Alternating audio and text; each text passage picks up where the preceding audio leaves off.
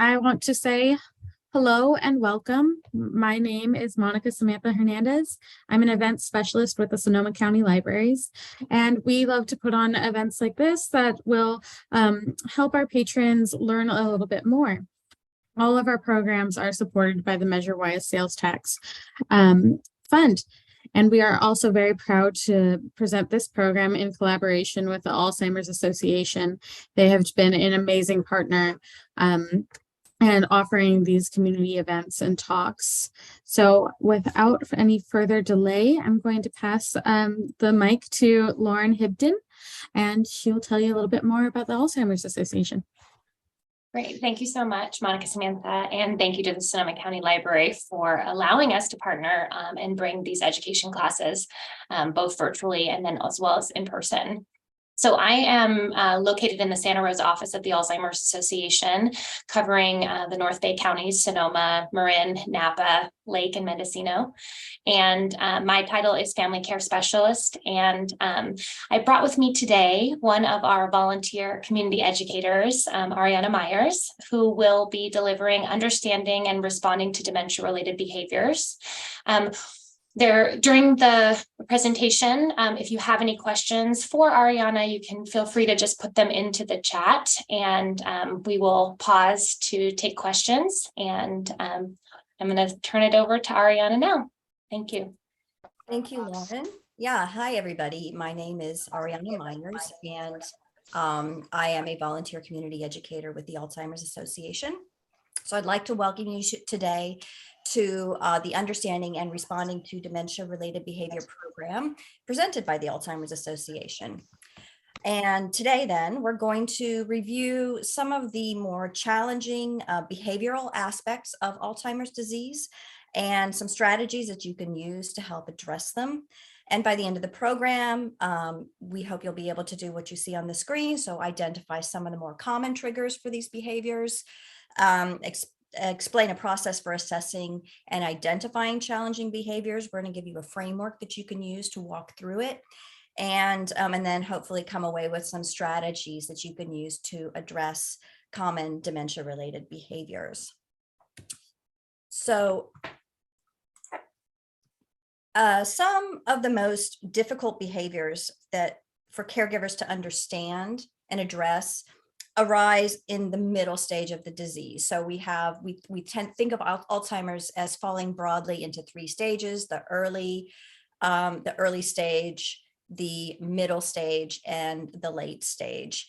And so there's not really a bright line that tells you you've moved from one stage to the other, but there are pretty significant differences between what you see and the ways that you need to try and communicate with somebody who has the disease, just depending on where they are in the disease process. So all we're really trying to say here is that these behavioral changes that we're going to talk about today are very much associated with the middle stage of the disease.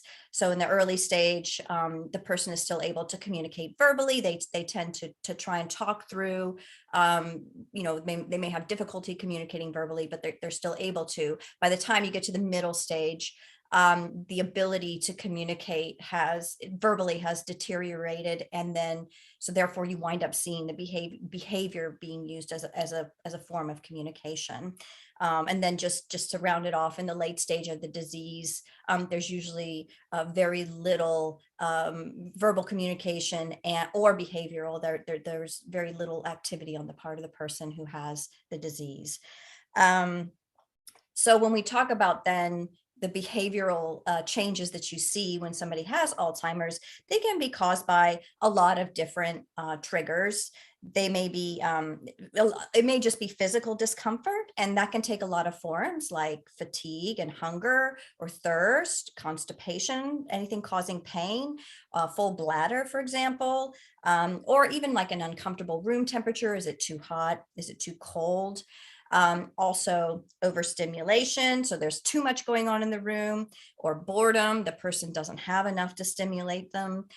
Emotions like sadness or loss, isolation, changes in living routine, anything that can cause confusion might lead to a behavioral expression of emotion. And if that sounds complicated, it is. The causes may be hard to sort out, but it is helpful to take the steps that we will outline in these next few slides to help you understand and respond to the needs being expressed through the behaviors. So we're going to give you a kind of framework that you can use, and then we're going to go through some examples of the most common Alzheimer's related behaviors and how the framework can apply. So this is the framework that I've been referring to. It has kind of 4 steps: detect and connect. When you're trying to figure out, what exactly is going on in the situation, look for physical causes and try to address those physical needs. Once you've done that to the extent you can, then turn to emotional needs.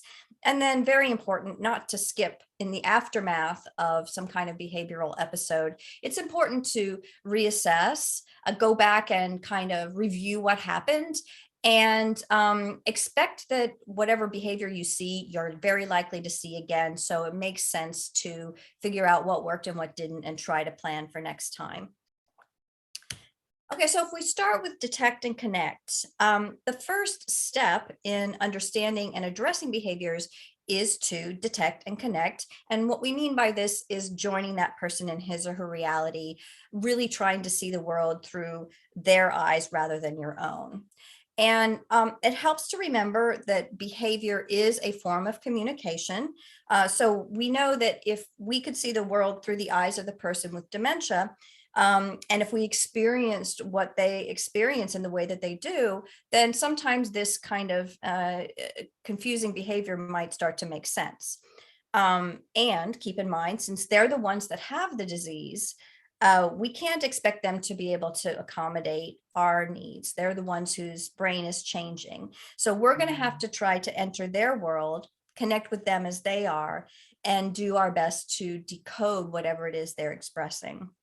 And sometimes we just can't figure out where this behavior is coming from or what the person is trying to communicate. That can happen, but it is our job to try to make every attempt to understand the behavior before intervening so we can know how to help. So this is where the detect comes in. In order to understand the behavior, you try to do some detective work. Ask those W questions to yourself. Who was present when the behavior took place? What happened before the behavior began? What were you doing, or what happened right after the behavior began? Where did the behavior take place? When did the behavior happen? Is there a particular time of day that the behavior tends to occur? And we'll talk a little bit more detail about that later on. And then how did you react when you were confronted with the behavior? And really try to connect with the person as you're assessing the situation. Approach them calmly and respectfully.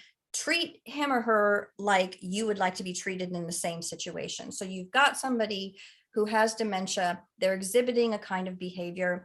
It's important to try and approach them from the front. And the reason for that is, as the disease progresses, there tends to be a loss of peripheral vision or a loss of ability to understand what's happening in the periphery. So if you were to come at somebody from the side or the back, you actually run the risk of surprising them, and you might get a behavioral response that you really weren't looking for.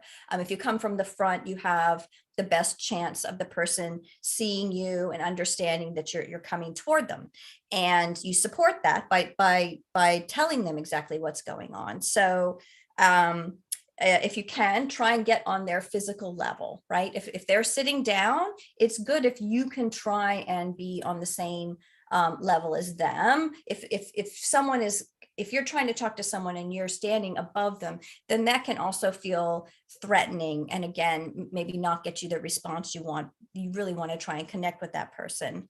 And then just tell them what you're doing, right? So, address them by name. tell them, I'm coming to help you with the situation, and then keep your voice calm. The person is going to respond a lot more to your tone and your body language than your actual words. So it's important to be kind and helpful in both your language and your emotional state.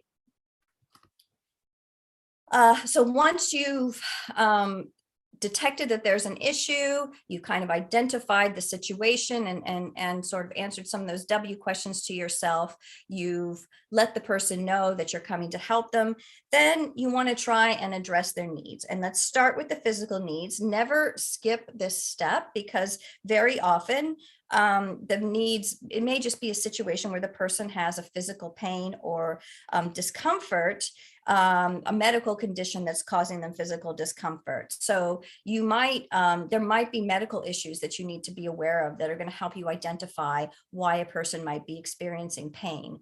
Look for signs of injury, like do a fall, for example, and and be ready, by the way, to consult the person's physician if any sort of physical injuries or problems are identified.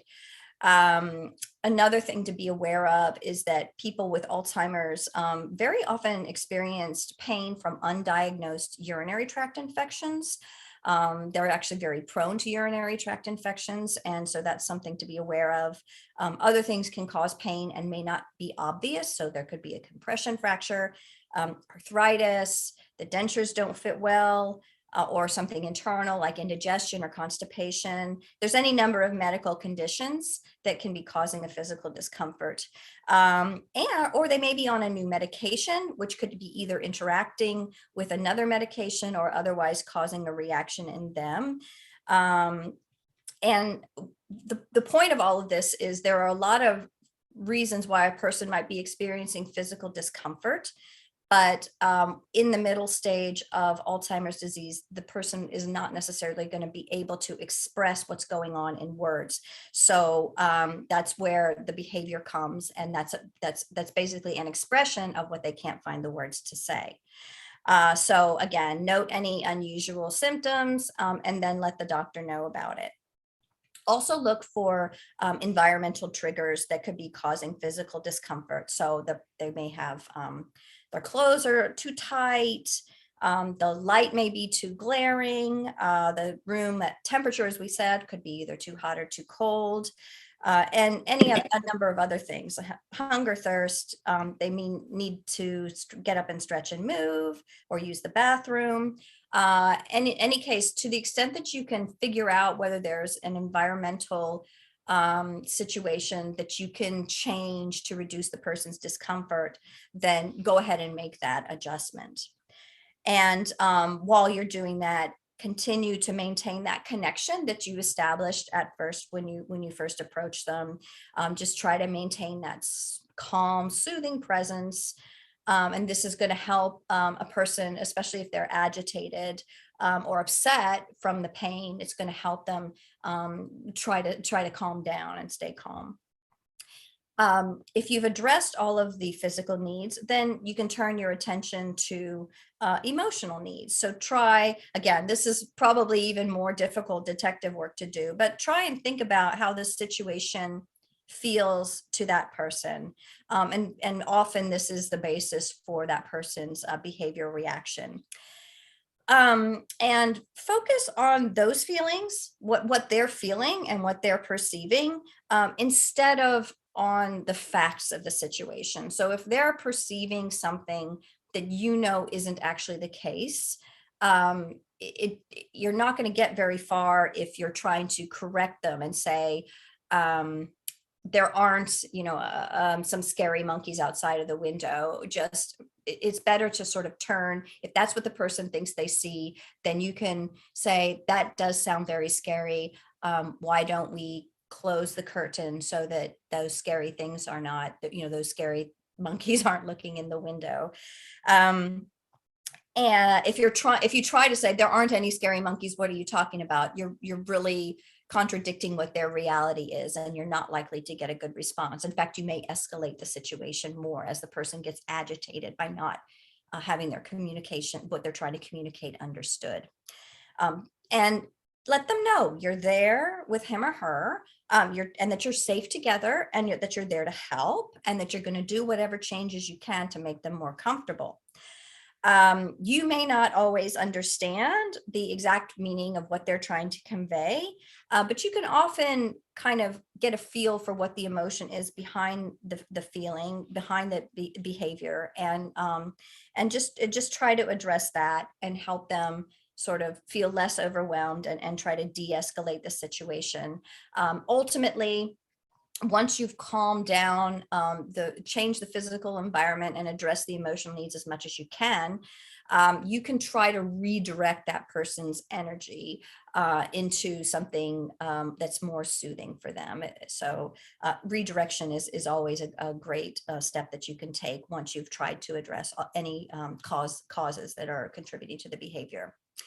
And if you're not able really to figure out what's going on, just keep in mind that the person is going to know that you're trying, if as long as you maintain that connection and that soothing presence. They're going to appreciate that, and that could just help reduce the frustration and the anxiety. In this video then, Rose is going to talk about redirecting some of her mother's agitation into activities that kept her engaged with the family. She was part of the family, she'd fold towels, and she'd fold towels all day long some days. Just, put them back in the basket, and then she'd give them to her, here's some more towels. And it may sound like it's cruel, but look, it kept her busy. It kept her movements going. It kept her, just kept her occupied, and it made her feel wanted and that she was contributing. We created a routine for her that worked for her around her agitation and, her sleep patterns. So every day she was in the same routine for the most part. And every day she did something. She was always in the kitchen every day helping do something. Sometimes she'd rinse dishes. But she was always near the kitchen sink because she spent most of her life in front of the kitchen sink. Now she was just doing it in different ways. And going for a walk, going out in the car for a drive, walking around the yard, watering plants. Those are all things that she did, and we just had her continue doing them. Okay, so Rose brings up some helpful approaches to behavioral expression. She created activities that allowed her mother to stay busy and to channel her energy into tasks that she was comfortable and familiar with, keeping that routine that works for her. And this also gives her mom the chance to contribute and feel needed, which is really important for all of us as humans.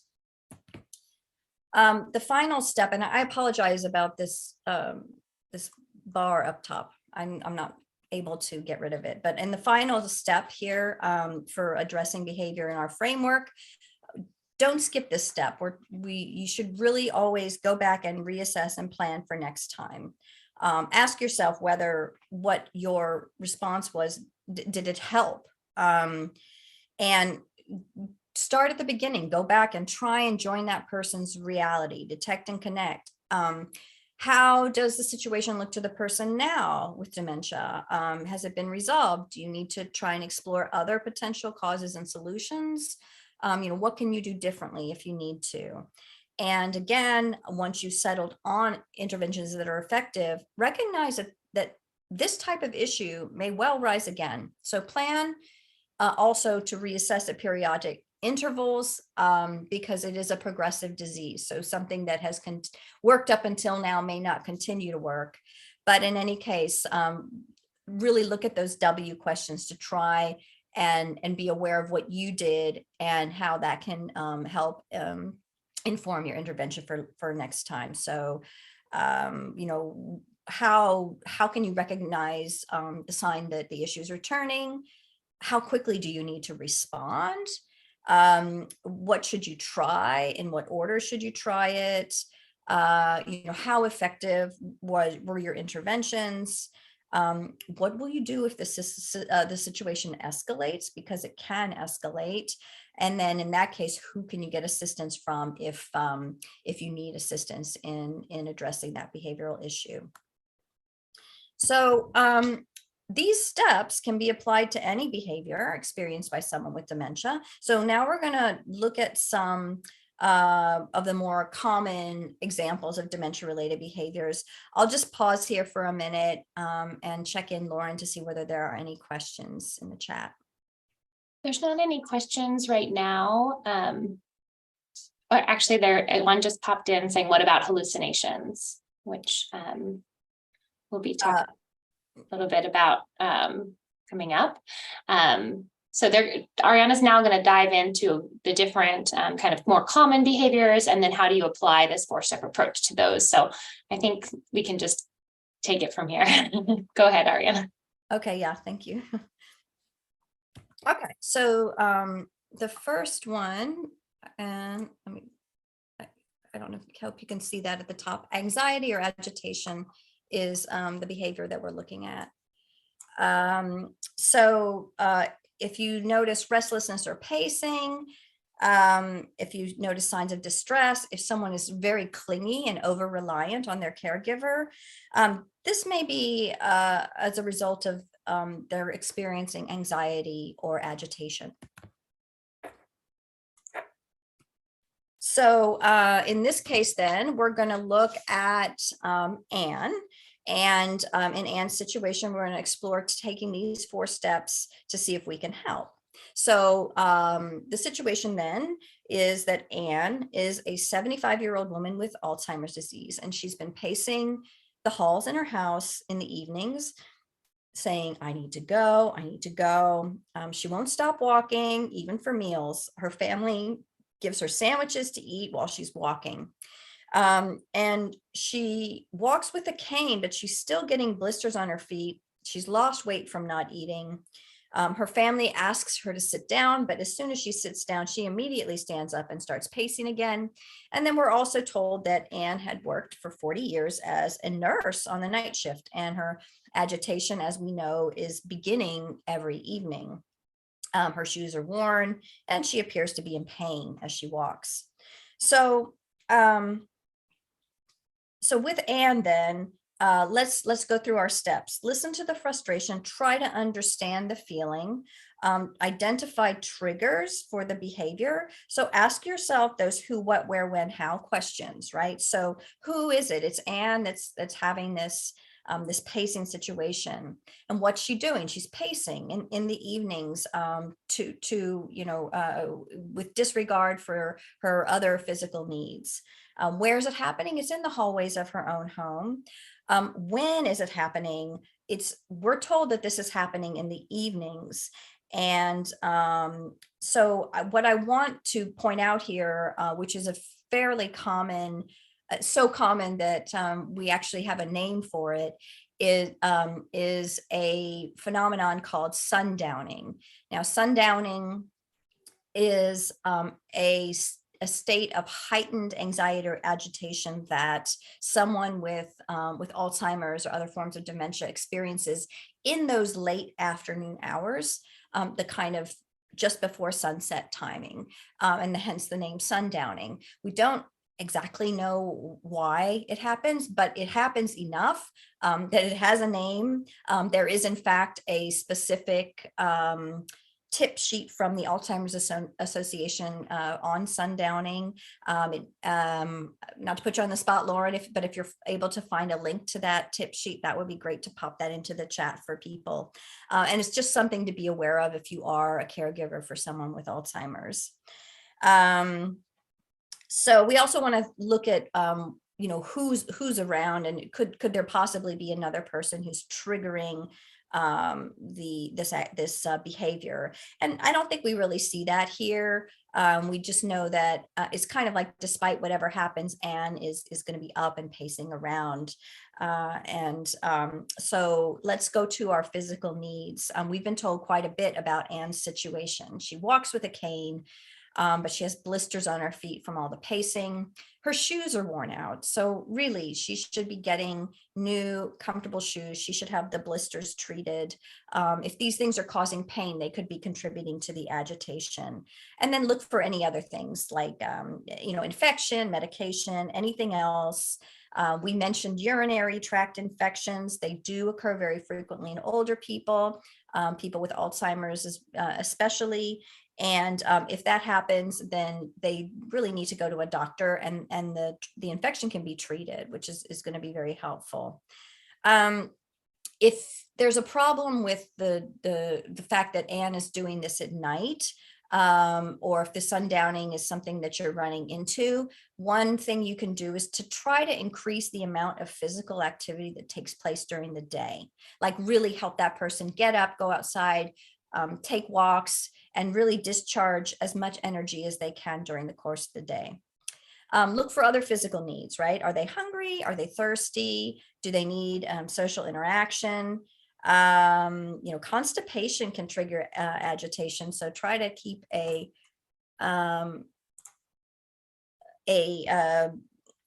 plenty of like fruit and fiber in their diet.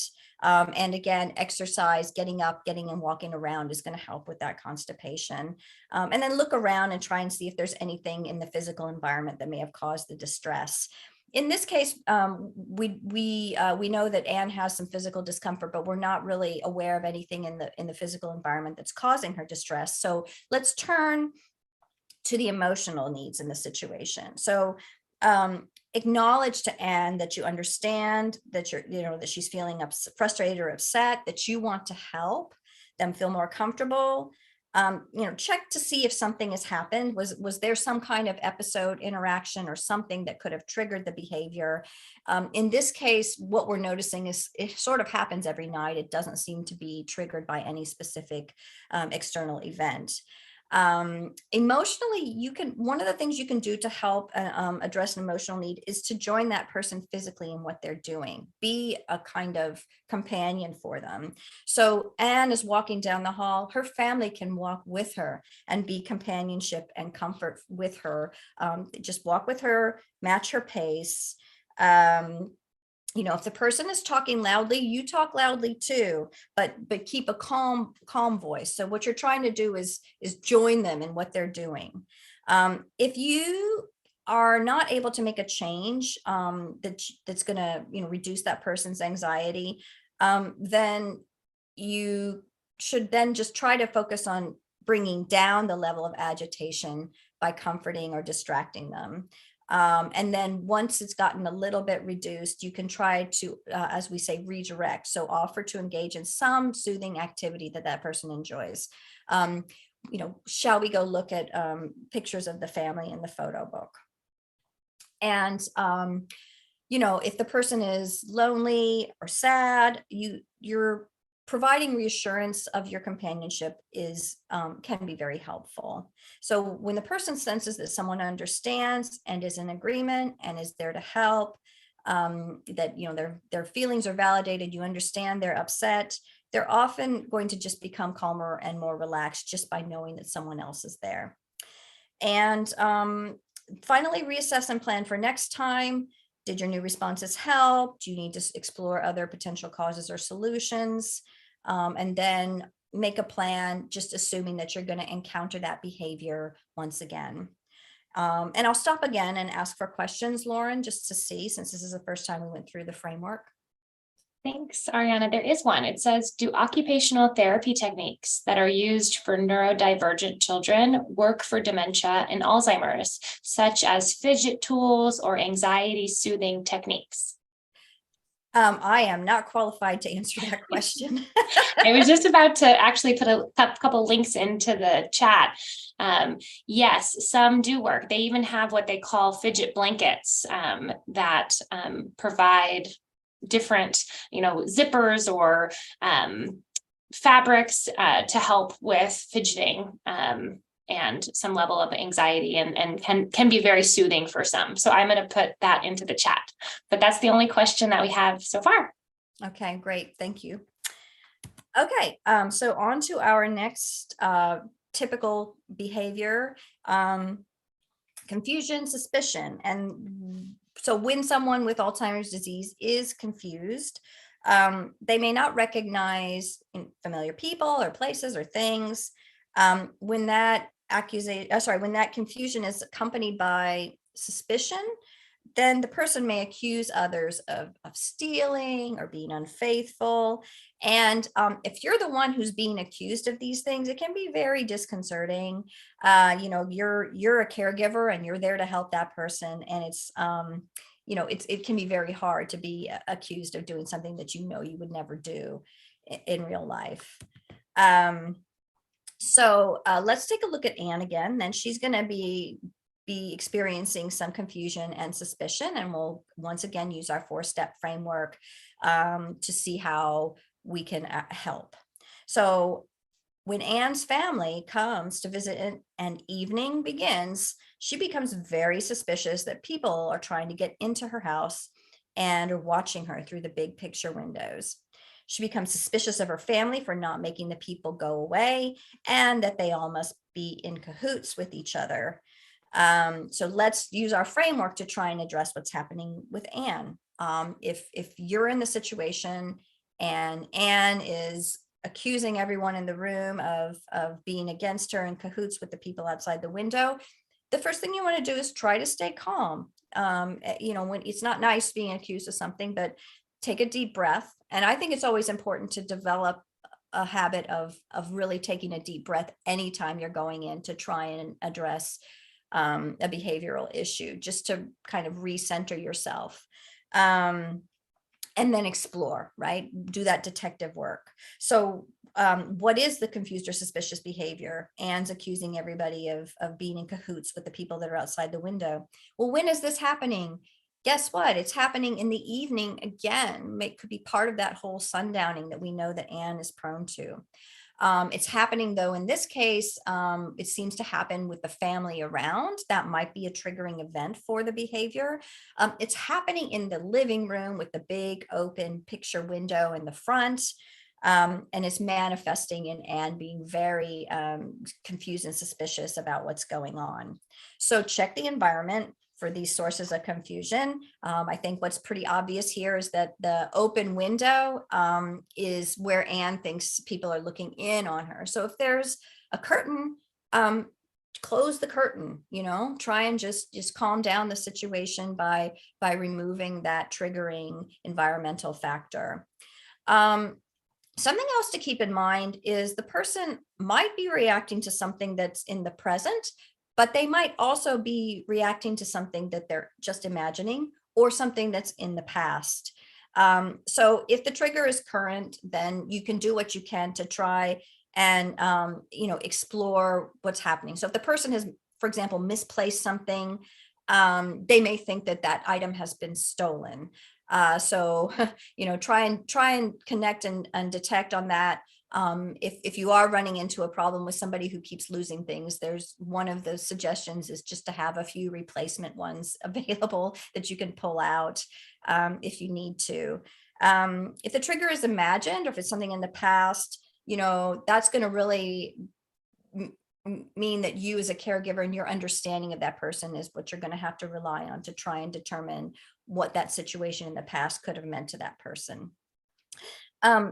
Anyway, don't forget to look at any kind of medical needs, right? Any physical issues that could possibly be caused by some other medical factor. The urinary tract infections that we referred to before will create a sense of delirium in that person. So if you're finding that a behavior, that someone's cognition changes very quickly overnight, for example, that could very well be caused by some underlying medical cause, like a urinary tract infection. So the progression of a disease like Alzheimer's tends to be slow and steady. If there's a big change overnight, then you very well may be looking at a medical cause. Again, everything else, make sure that, the person has had the pain medications that they need. Look for environmental factors, overstimulation, fatigue, and modify the environment if possible. And as far as what Anne is accusing people of, we mentioned this before. You can, respond with a brief and accurate explanation of what's actually happening, but try not to argue and just say, no, you're wrong.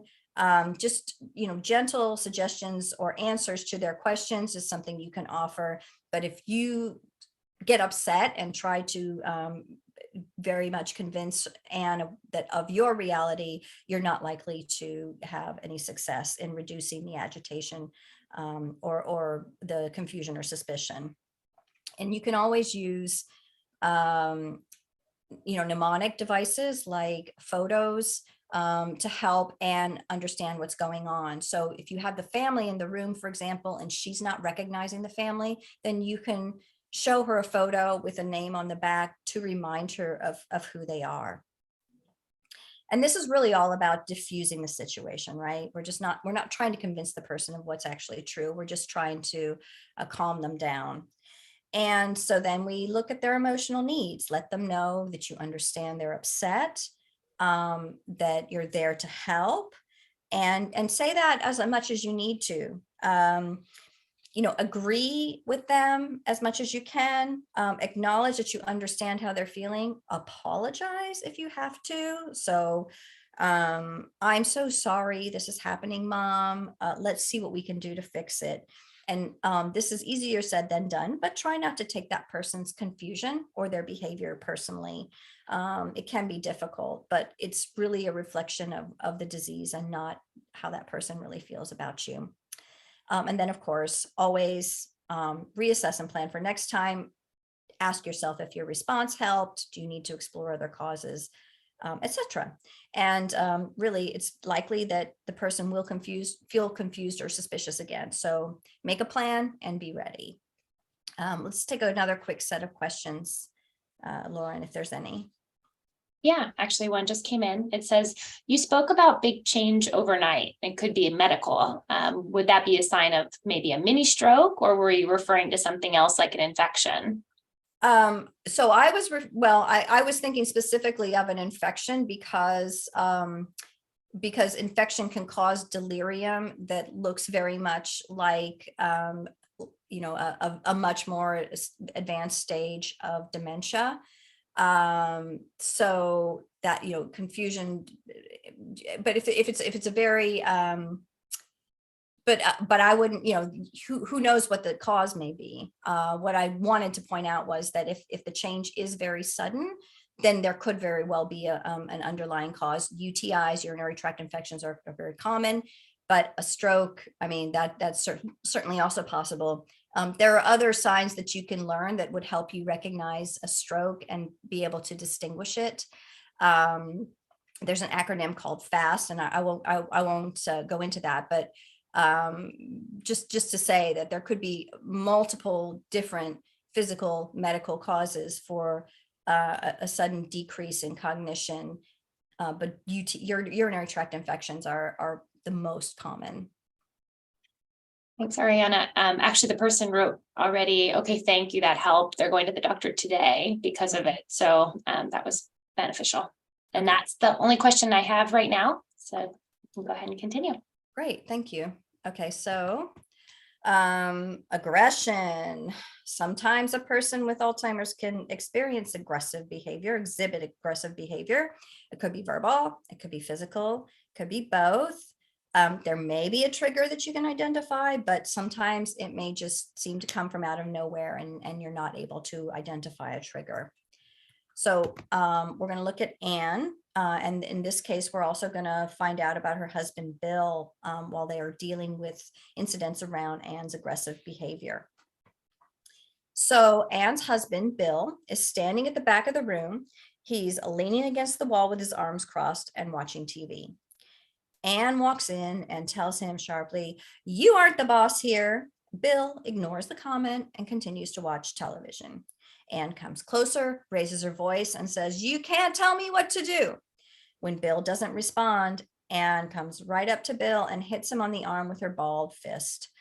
Prior to her dementia symptoms, Anne was quite calm by nature, and she never would have exhibited this behavior. Lately, though, her outbursts are becoming more frequent. At this point, she continues to come at Bill, and he retreats from her and locks himself in the bathroom to avoid further conflict. He doesn't have a cell phone with him. And then we're given another fact, which is that both had been avid hunters when they were younger. There are guns in the house, but Bill has removed all of the ammunition. Okay, so let's look at our framework here. Try to identify an immediate trigger for the aggression.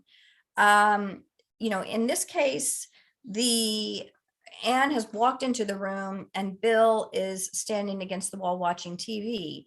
Well, how loud is that TV? Is that something that could have been bothering Anne and had her come storming into the room? She's not able to say, I wish you would turn the TV down. She doesn't know how to express that. Instead, she directs her aggression toward Bill. So, Bill's there in the room. Using our recommended framework, Bill would have tried to detect and connect with Anne when she came in and exhibited this behavior. But we know from the description that his response to her coming in was to ignore her. And it seems like that has resulted in an escalation of Anne's aggression toward him. So what we would recommend if you're in a situation like that is to do what we say.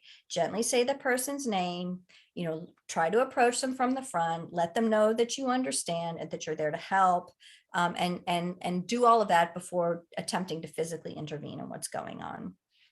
And apologizing, apologize if it feels like it's going to help calm the person. You may be apologizing for something you didn't do, but that's a reflection of their reality and not yours.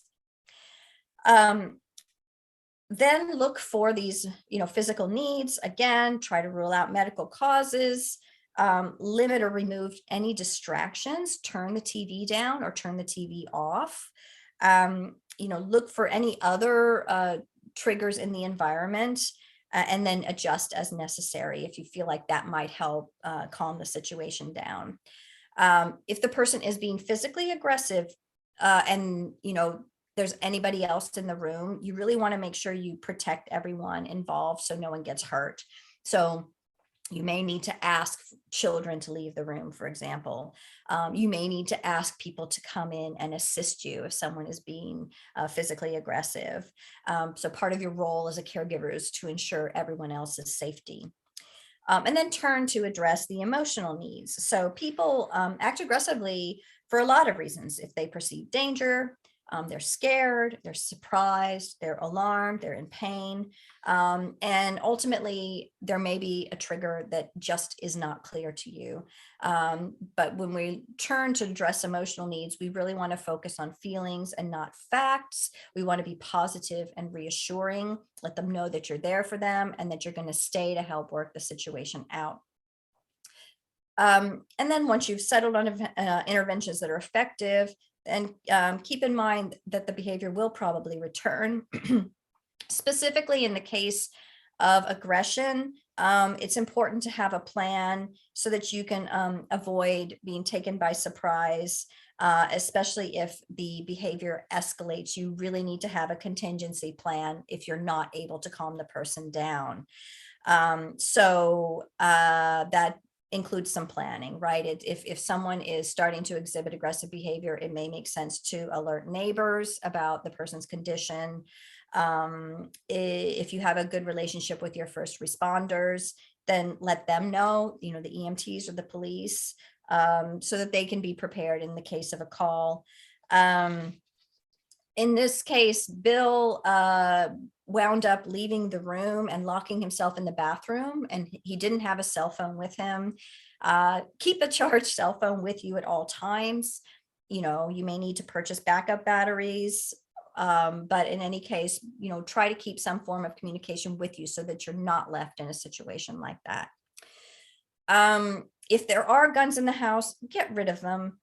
Taking away the ammunition is one thing, but say Anne were to grab a gun and walk outside exhibiting aggressive behavior, she could be interpreted as being more of a threat than she really is, and that could result in a very unfavorable outcome. So just get rid of the guns.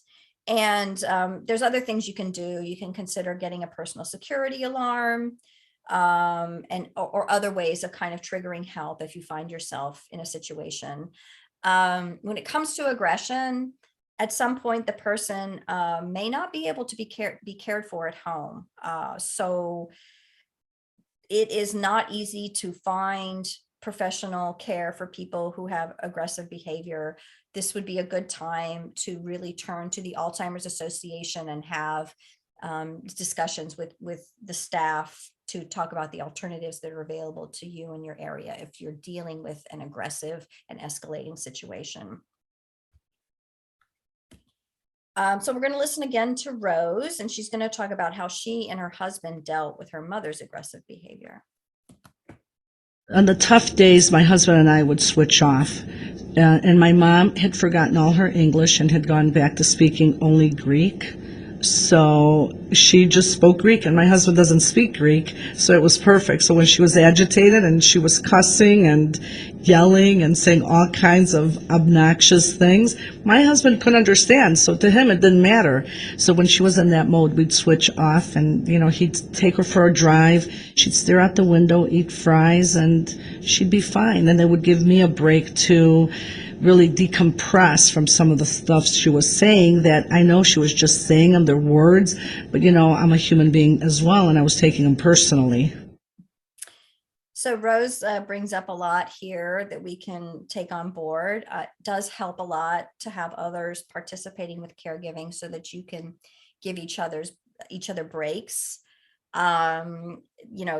Those with more emotional distance from the person. So for example, Rose's husband, who's not directly related to her mother, sometimes it can help to have that person take over and let the person who's more emotionally connected decompress a little bit. It's really hard, right? The person is acting that way because of the disease. It's just hard to remember that all the time. And it does mean that the person who's doing the caregiving does have feelings that need to be attended to. And before we really move away from aggression, we just want to really discuss at some point, aggression can get dangerous. So usually, behaviors through dementia are upsetting, but mostly harmless. It's not always the case. Aggression is one example where it can become dangerous. That person can become dangerous to him or herself or to others. And if the person is putting him or herself or others in danger, then it's really important to get 911, to get help immediately. So call 911 when more help is needed. It can feel like scary, or you may feel silly when you feel like you're just trying to deal with a family member's behavior, but 911 is there to keep everyone safe. It's your right and your responsibility to call when a situation has escalated to a crisis level and people's safety is at risk. If you do call 911, make sure you let the dispatcher know that the person has Alzheimer's or some other form of dementia, so that the right people kind of come to respond and they don't make the wrong assumptions about that person's behavior. Tell them anyway, right, when the EMTs arrive, that the person has Alzheimer's or another dementia. They're going to take that person to the emergency room. So make sure that anybody that interacts with them at the emergency room is also aware of the diagnosis, so that the right kind of interventions can be taken. Okay, our next behavior is repetition. This is the most common behavior that you'll see in someone with Alzheimer's. It's partly due to the fact that when someone loses their memory in Alzheimer's, they lose their short-term memory first. So they'll retain long-term memories from, say, their childhood, but they won't remember what they did just a moment ago. And so that'll result in repeating words or questions or doing things over and over again. And in this video, Dr. Sam Fazio addresses repetition. Repetition is really one of the most common and also frustrating behaviors for caregivers. It's important to really just take a minute, take a breath, and really think about how you could help that person with the answer that they're looking for. It really makes no sense to sort of bump heads with them and try to correct them or try to tell them to stop asking it, because they really can't remember that they just asked you that a minute ago. So thinking about how you could provide an answer that's reassuring, even though you might be doing it over and over and over again. So again, this is the most common behavior. It can be very frustrating to have to answer the same question over and over again. Can always help to try and take a deep breath before going into respond to a behavior. Try to avoid correcting the person. Try to, don't try to remind them that you just told them. That's not really going to help because they don't remember asking the question earlier. So when we look at Anne's repetitive behavior, let's see if we can use our framework to help out. Anne has recently been concerned about an upcoming visit from her daughter. And her daughter, Katie, is not scheduled to visit for another 2 weeks, but Anne has begun to repeatedly ask her husband, Bill, when Katie will arrive. Anne asks several times throughout the day, every day, and that's begun to wear on Bill. He finds himself answering impatiently or even ignoring Anne's questions. At the same time, Anne is going into the bathroom much more frequently than she ever has before, every 10 to 20 minutes or so.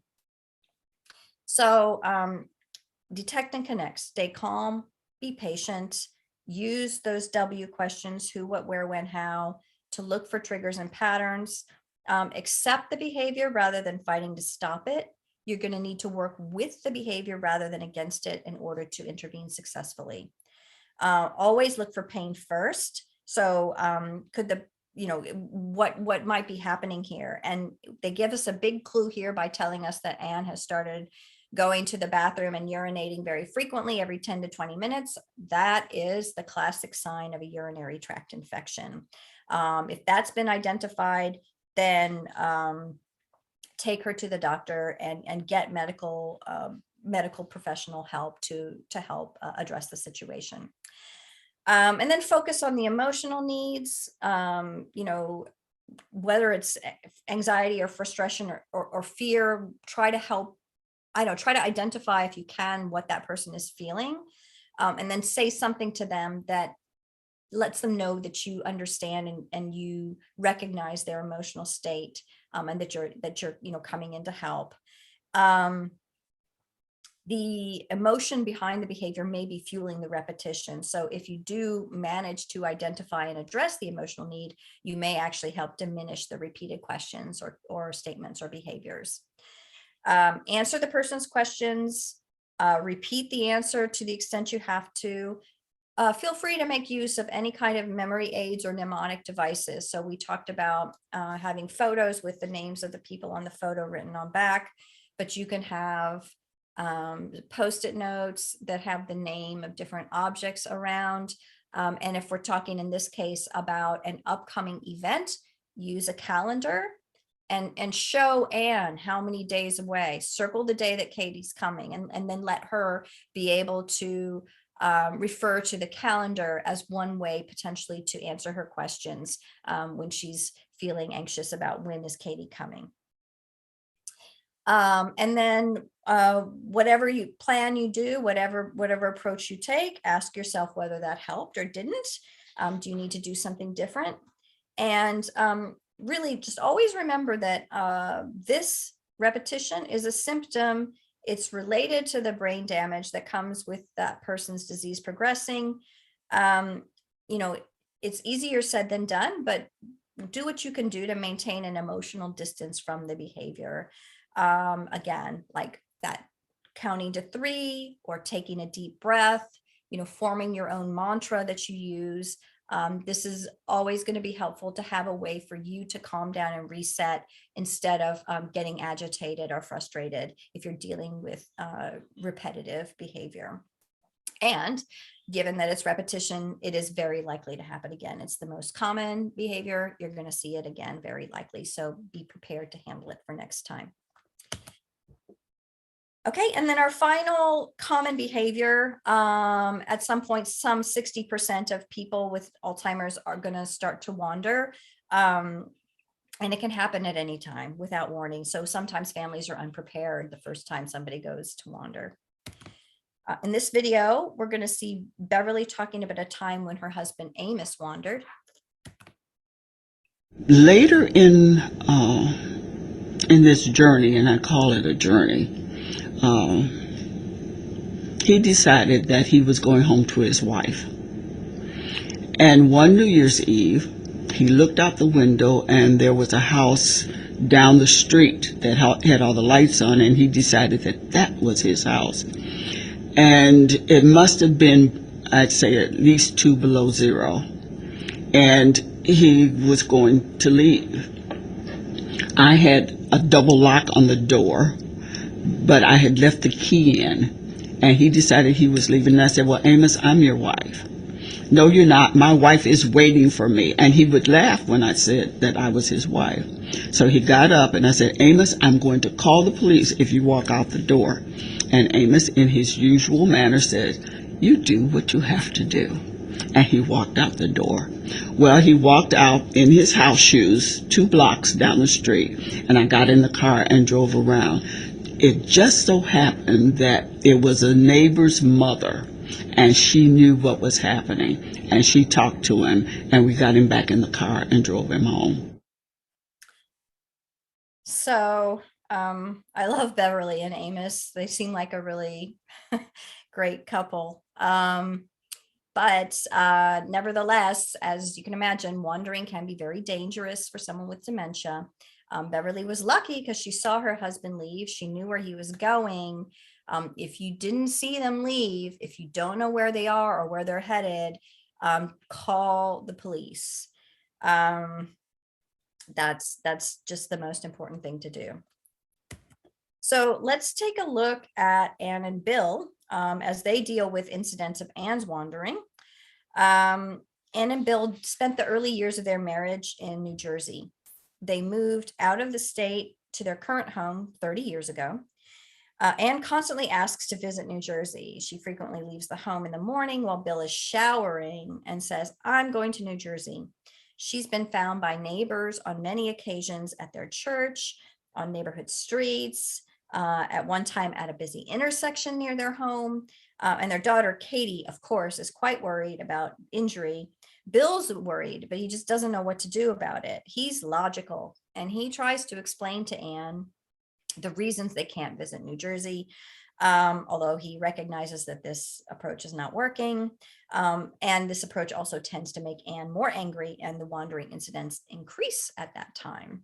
So again, if you're encountering a wandering situation, try to answer those, those W questions. Who was there? What happened? When did it happen? Where did it happen? Look for possible triggers. But, the reasons may not be logical to you. If that person says they're going somewhere and they have a reason for doing it, part of that detecting and connecting is really to sort of join them in their reality, and accept anything they say about their wandering as being goal oriented. But before you do anything else, look for pain first. So sometimes actually wandering or walking or moving can be an attempt to kind of move away from the pain. If the change is sudden, again, we know that there could be an underlying infection or other cause. So be sure to consult the person's doctor. Check to see if the person's reacting to something that's in the immediate surroundings, or is it something more broad? Has there been a change in the person's routine or something that could trigger a sense of, displacement or a need to wander? Sometimes wandering is a response to a physical unmet need, like they have to go to the bathroom, or they're hungry, they're thirsty. They might just be trying to get away from something they feel like is unpleasant. So again, it's not easy, but to the extent you can identify a physical cause for the behavior, try and adjust the environment to deal with that. And then look to emotional needs. Is that person bored, understimulated? You can try and help them express how they're feeling by giving them, naming the feeling that they might be feeling. So if you pick up on a feeling, you can say, you seem sad, you look scared, and they can tell you, yes, I mean, you can understand, they'll understand if you've identified the right emotion. Provide reassurance to them that they're safe, that you're together, that you're there to help. If this becomes a regular issue, you want to make plans ahead to address a potential situation. So there's lots of devices like Medic Alert that can help keep track of a person who's prone to wandering. If you see them getting ready to wander, and if it's possible, help them do what they want to do. So if they want to go for a walk, just go with them to the extent possible. If you can't go take a walk at that moment, then you can try to redirect the energy. So say, yes, let's go for a walk, but we can't do it right now. Can we do it? It's lunchtime. Can we go after lunch? There's also possibilities for creating safe walking spaces if it's really just a matter of the person wanting to pace and pace. You'll see in a lot of memory care units, there will be a safe outdoor space that's fenced in, but a circular walkway that someone can just follow around and around and not get lost and not be in an unsafe location. If you're living in a home with someone who started wandering, there are some things you can do to make that environment more safe.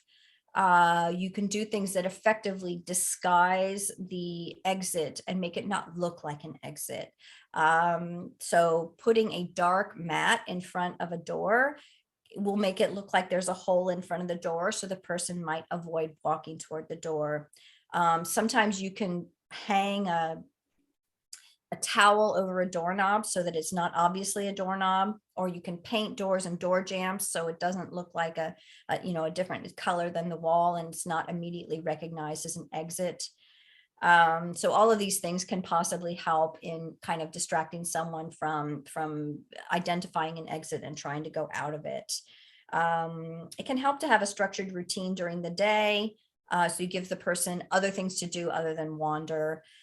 Community day program, that kind of thing, where they have a structured environment they can spend part of the day on. But keep in mind that, like aggression, aggression can get to the point where the person is no longer safe living at home, and wandering is another huge category where it may eventually be the case that someone is not safe living at home and they need to live in a secure environment. So that is the last of the examples. I'll just take a minute and let you know that there are a lot of resources that are available to you if you do have questions. There's a lot of information on the Alzheimer's website, alz.org. But if you are feeling like you really don't know where to get started, or it feels a little overwhelming, on the website, you're not really sure which direction to go in. If you look down in that lower left-hand corner, there's a 24/7 helpline that's always staffed by an experienced clinician who can either answer your question directly or point you in the right direction to get the resources that you need to help you with whatever situation you have. And then, if you have capacity, if you want to get involved, the Alzheimer's Association is a great organization to be a volunteer for. I speak from experience, and my testimony is it's very satisfying and fulfilling to volunteer for the Alzheimer's Association. The Walk to End Alzheimer's is a great way if you just want to have once a year involvement. And then before we open it up to questions at the end, I want to listen to Sandra talking about not always knowing what to do for her mother. Everyone's situation, I'm sure, is different. My mom was a shaker and a mover. She would do whatever needed to be done. She loved to cook. She can't cook anymore. She loved to keep her house clean. She can't do that anymore. And it's tough. I don't have all the answers when she's sitting there and my dad's cooking. I don't always know what to do. I have to learn to be comfortable with that. And if I may say, that's a big part of this, learning to be really comfortable with your own limitations, learning to be comfortable with the fact that you don't know the answer, learning to be comfortable with you're in a situation and you think you need to give her something, but you don't know what it is. You're taking her around the flowers and she's not responding. You're taking her for a walk and she's really not there with you. I don't always know what to do, but I try. And I think the important point there is that Sandra's mother surely picks up on Sandra trying and knows she's trying. And that's the really important part that her mom is able to derive comfort from. So that is the presentation. Here is the 24/7 helpline I mentioned, but I will turn now again to Lauren and ask if there are any other questions in the chat. I kind of started to answer one, Ariana, but you might have some other examples. But Renee asks, are there any hints for how to not take verbal attacks personally? They're absolutely brutal and I end up crying, not in front of my mother, but crying nonetheless. So I gave some suggestions about self-care, but if you have any hints or suggestions, that'd be great. Yeah, I mean, I feel like it's one of the easiest things to say and the hardest things to do, right? Don't take it personally. But my suggestion is something I alluded to a couple of times in the presentation, is if you can develop your own kind of calming mantra, just your own small grounding action that you take before you respond to any situation. So whether that's a deep breath, counting to 3, if you got an affirmation that you say to yourself, something like that, then that can kind of create that Pavlovian response in yourself. Like you want something that you can, like an object you can pick up and hold that calms you down, right? Or something you can say to yourself that lets you recenter. So you really, what you want, I think, is not to logically tell yourself that they're not really meaning it, but to emotionally have a way to emotionally remind yourself and calm yourself before you approach a situation. But again, I really, have a lot of sympathy, because I know it's much easier to say than it is to do. Thank you, Ariana. And there's just some, positive comments in the chat about, just thank you for the information. It was really helpful. And if anybody else has any questions for Ariana and would like to put them in the chat now, you can. And thank you so much for this presentation. I'll just take a minute to say, I don't really know what the, who's in the audience who's a caregiver or what everyone's relationship is. But there's a whole kind of series of presentations that the Alzheimer's Association puts on that cover different stages of the disease, different aspects of the disease. In the very early stages, how do you even get a diagnosis? What can you say to someone to get them to go to the doctor so you can get the diagnosis? So it's worth having a look at the website again and seeing what other presentations, because they're going on all the time and they're all free. Thank you so much, everyone, for stopping by. Thank you, Ariana and Lauren, pardon me, for joining us here at the Sonoma County Library.